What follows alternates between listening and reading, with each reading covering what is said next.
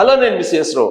ఆంధ్రప్రదేశ్లో ప్రభుత్వం మారినప్పటికీ అక్కడ ఉండే పరిణామాలు మాత్రం మారడం లేదు అనే దానికి ఇప్పుడు తాజాగా ఒక ఉదాహరణ చెప్పుకోవచ్చు. కృష్ణా జిల్లా ఎస్పీగా ఉన్నటువంటి గంగాధర్ చేసినటువంటి ఒక వ్యవహారం ఇప్పుడు తెలుగుదేశం పార్టీని ఆశ్చర్యానికి గురి చేస్తుంది.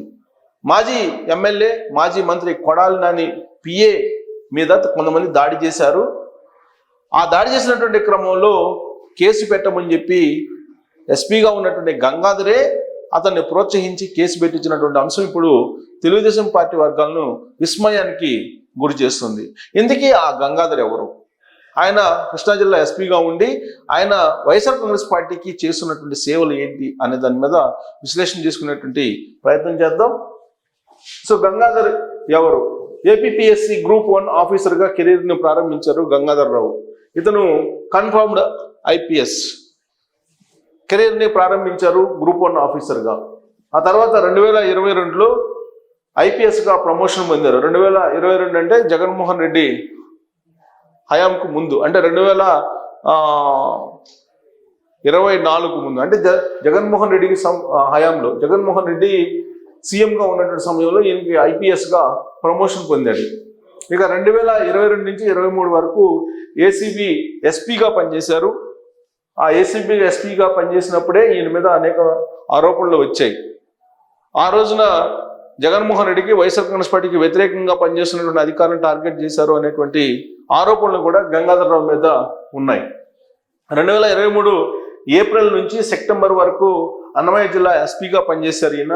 అక్కడ కూడా వైఎస్ఆర్ కాంగ్రెస్ పార్టీ సేవల్లో తరించారు అని గంగాధర్ రావు మీద ఉన్నటువంటి ఒక పెద్ద ఆరోపణ.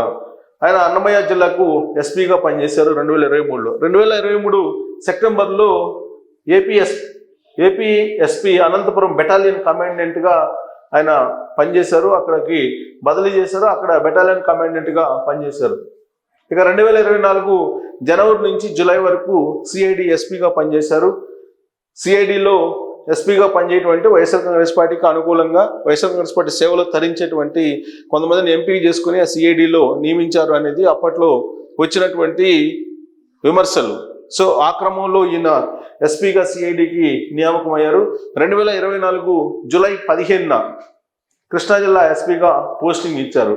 సో జూలై 15న చంద్రబాబు నాయుడు అధికారంలోకి వచ్చిన తర్వాత కీలకమైనటువంటి పోస్టింగ్ ఆయన గంగాధర్ రావుకి లభించింది. తెలుగుదేశం పార్టీ అధికారంలోకి వచ్చిన తర్వాత ఇది ఒక విచిత్రమైన పరిణామం కింద అప్పట్లో తెలుగుదేశం పార్టీలోనే అంతర్గతంగా చర్చ జరిగింది.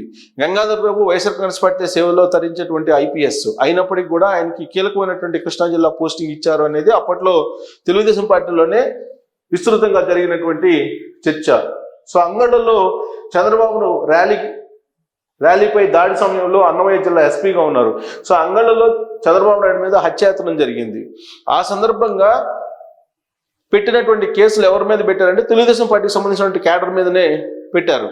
వాస్తవంగా వైఎస్ఆర్ కాంగ్రెస్ పార్టీకి సంబంధించినటువంటి వాళ్ళు చంద్రబాబు నాయుడు మీద రాళ్లు వేయటం, ఆ తర్వాత ఆయన మీద హత్యాయత్నం చేయడం, ఇవన్నీ కూడా చేశారు. ఆ సంఘటన పెద్ద ఎత్తున ఢిల్లీ వరకు కూడా చేరింది. చంద్రబాబు నాయుడికి Z+ కేటగిరీ భద్రత ఉన్నప్పటికీ కూడా ఆయన మీద హత్యాయత్నం జరిగింది అని అప్పట్లో కమాండర్గా ఎన్ఎస్జీ కమాండర్గా ఉన్నటువంటి చీఫ్ కూడా వచ్చి ఆయన భద్రతను సమీక్షించారు, చంద్రబాబు నాయుడు భద్రతను. సో అంగళ్ళలో జరిగినటువంటి సంఘటన క్రమంలో అప్పుడు ఎస్పీగా కూడా ఈయన గంగాధర్ రావు ఉన్నారు. సో గంగాధర్ రావు ఉన్నప్పటికీ కూడా తెలుగుదేశం పార్టీ క్యాడర్ మీదనే అక్కడ కేసులు పెట్టారు. సో బహుశా అందుకు బహుమతిగా కృష్ణా జిల్లా ఎస్పీగా ఇచ్చారా అనేటువంటి ఆరోపణలు, అలాంటి విమర్శలు, అలాంటి కామెంట్స్ కూడా ఉన్నాయి. సో టీడీపీ ర్యాలీ పైన వైఎస్ఆర్ కాంగ్రెస్ పార్టీ దాడి చేస్తే ఆ రోజున ప్రతిపక్ష నేతగా చంద్రబాబు నాయుడు అప్పట్లో ఉంటే హత్యాయత్నం కేసు నమోదు చేయాల్సింది. సో వైఎస్ఆర్ కాంగ్రెస్ పార్టీ దాడి చేస్తే తెలుగుదేశం పార్టీ వాళ్ళ మీదనే కేసు పెట్టారు గంగాధర్ రావు. సో ప్రస్తుతం సీఎం చంద్రబాబు నాయుడు మీద హత్యాయత్నం కేసు పెట్టినటువంటి వ్యక్తికి కృష్ణా జిల్లా ఎస్పీ పోస్ట్ ఇచ్చారు. సో హత్యాయత్నం కేసు పెట్టినటువంటి వ్యక్తికి ఇప్పుడు కృష్ణా జిల్లా ఎస్పీ పోస్ట్ ఇవ్వడం జరిగింది. గంగాధర్ పోస్టింగ్ మీద ఎమ్మెల్యేలు, టీడీపీ కార్యకర్తలు అసహనం అప్పట్లోనే వ్యక్తం చేశారు. కృష్ణా జిల్లా ఎస్పీగా గంగాధర్ని నియమించినప్పుడే ఆ రోజునే తెలుగుదేశం పార్టీకి సంబంధించిన కార్యకర్తలు, క్యాడరు, అలాగే లీడర్లు కూడా అసహనాన్ని వ్యక్తం చేశారు. సో వైసీపీ వీర విధేయుడిగా గంగాధరరావు పనిచేశారు అనేటువంటి కామెంట్స్ కూడా చాలా ఉన్నాయి. సో అలాంటి అతనికి గంగాధరరావుకి ఎలా కృష్ణా జిల్లా లాంటి కీలకమైనటువంటి జిల్లాకి ఎస్పీగా గంగాధరరావుకి ఇచ్చారు అనేది అప్పట్లో ఆశ్చర్యం వ్యక్తం చేశారు. సో కొడాలి నాని పిఎని కలిసి పరామర్శించారు. తాజాగా ఈయన కృష్ణా జిల్లా ఎస్పీగా ఉంటూ కొడాలి నాని మీద కొంతమంది దుండగులు ఎవరో దాడి చేశారని చెప్పి తెలిసి నేరుగా ఎస్పీనే వాళ్ళ పిఏ దగ్గరికి వెళ్ళి పరామర్శించిన తర్వాత దగ్గరుండి పిఏ చేత కేసు పెట్టించాడు ఎస్పీ గంగాధర్. అందుకే ఇప్పుడు ఈయన పొలిటికల్గా సెంట్రిక్ పాయింట్ అయ్యాడు. ఇప్పుడు ఆంధ్రప్రదేశ్లో తెలుగుదేశం పార్టీ ప్రభుత్వం ఉన్నప్పటికీ కూడా ఒక మాజీ మంత్రికి సంబంధించి పిఏ మీద దాడి జరిగిందని చెప్పి పరామర్శించడానికి ఒక ఎస్పీ హోదాలో ఆయన దగ్గరికి వెళ్ళి ఆయన తీసుకొచ్చి నేరుగా దుండగులు ఎవరైతే ఉన్నారో వాళ్ళ మీద కేసు పెట్టించారు గంగాధరు అనేటువంటిది ఇప్పుడు సోషల్ మీడియాలో నడుస్తున్నటువంటి చక్కలు కొడుతున్నటువంటి న్యూస్. కృష్ణా జిల్లా ఎస్పీ వ్యవహారాన్ని లోకేష్ దృష్టికి అక్కడ ఉన్నటువంటి గుడివాడ ఎమ్మెల్యే వెనిగండ్ల రాము తీసుకెళ్లారని చెప్పి తెలుస్తూ ఉంది. సో వెనిగండ్ల రాము గుడివాడ ఎమ్మెల్యేగా ఉన్నారు ఇప్పుడు తెలుగుదేశం పార్టీ నుంచి. అక్కడ కొడాలి నాని ఓడిపోయినటువంటి సంగతి మన అందరికి కూడా తెలిసిందే. ఓడిపోయిన తర్వాత కొడాలి నాని దాదాపుగా నియోజకవర్గంలో లేకుండా పక్కపక్కనే తిరుగుతూ ఉన్నారు. సో ఇప్పుడు కొడాలి నాని ఎక్కడ ఉన్నారో కూడా దాదాపుగా ఎవరికీ తెలియదు. కానీ కొడాలి నాని పిఏ మీద మాత్రం దాడి జరిగింది.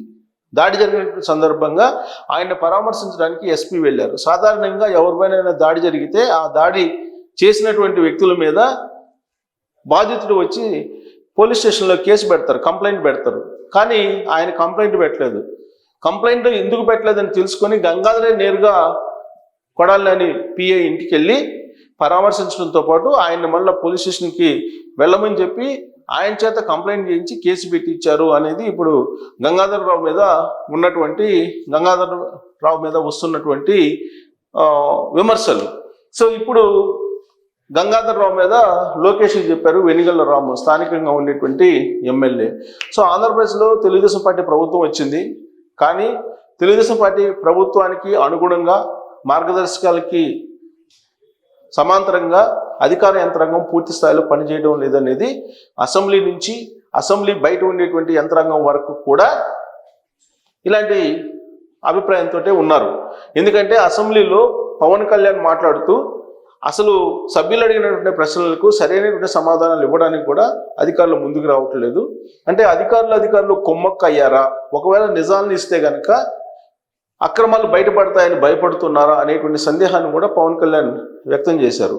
సో ప్రభుత్వం మారింది అనేటువంటి ఒక అభిప్రాయానికి వచ్చి ప్రభుత్వం మారింది అనేటువంటి విషయాన్ని తెలుసుకొని మారినటువంటి ప్రభుత్వానికి అనుగుణంగా అధికారులు మెలగాలి అనేటువంటి ఒక సూచనను కూడా చేశారు పవన్ కళ్యాణ్.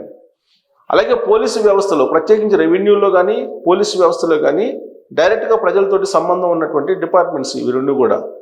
ఈ రెండు విభాగాల్లో ఆ రోజున జగన్మోహన్ రెడ్డి ఉన్నప్పుడు ఎవరైతే క్షేత్రస్థాయిలో ఉన్నారో ఆ అధికార యంత్రాంగమే ఇప్పుడు కూడా ఉంది. ఆ అధికార యంత్రాంగంలో కీలకమైనటువంటి పోలీస్ ఆఫీసర్గా గంగాధరరావు ఉన్నారు. సో ఇప్పుడు గంగాధరరావు తెలుగుదేశం పార్టీలో ఉంటూ తెలుగుదేశం పార్టీకి సంబంధించినటువంటి ప్రభుత్వంలో పనిచేస్తూ తెలుగుదేశం పార్టీకి ప్రభుత్వం ఇచ్చేటువంటి మార్గదర్శకాలను అనుసరించకుండా ఆయన ఇప్పుడు కొడాలి నాని పిఏ మీద ప్రేమను ఒలకబోస్తూ ఆయన పరామర్శించడంతో పాటు పిఏ చేత కంప్లైంట్ కూడా చేయించారు అనేది ఇప్పుడు వస్తున్నటువంటి న్యూస్. పైగా లోకంలో ఉండేటువంటి ఎమ్మెల్యే గంగాధరరావు యొక్క వ్యవహారాన్ని లోకేష్ దృష్టికి తీసుకెళ్లారు, మంత్రి హోదాలో ఉన్నటువంటి లోకేష్ దృష్టికి. మరి ఇప్పుడు గంగాధరరావుని ఏం చేయాలి? గంగాధరరావు లాంటి అనేక మంది కన్ఫర్మ్డ్ ఐఏఎస్లు, ఐపీఎస్లు, అలాగే డైరెక్ట్ ఐఏఎస్లు కూడా కొంతమంది ఉన్నారు. వాళ్ళ మీద నిఘా పెట్టి చర్యలు కనుక తీసుకోకపోతే, లేదు కీలకమైనటువంటి పోస్టులో కాకుండా నాన్ ఫోకల్ పాయింట్స్లో కనుక పోస్టుల్లో కనుక వేయకపోతే అధికార యంత్రాంగం తెలుగుదేశం పార్టీకి అనుగుణంగా తెలుగుదేశం పార్టీ ఆలోచనలకు వాళ్ళు ఇచ్చేటువంటి దిశానిర్దేశానికి అనుగుణంగా పనిచేసే పరిస్థితి లేదు. ఫలితంగా Telugu Desam party cadre, Telugu Desam party లీడర్లు నష్టపోవాల్సి వస్తుంది, అంతిమంగా రాష్ట్రం నష్టపోవాల్సి వస్తుంది అనేటువంటి అభిప్రాయం అయితే వ్యక్తం అవుతుంది. సో దీని మీద మీరు కూడా కామెంట్ చేసి మీ అభిప్రాయాలు తెలియజేయచ్చు. Thank you very much.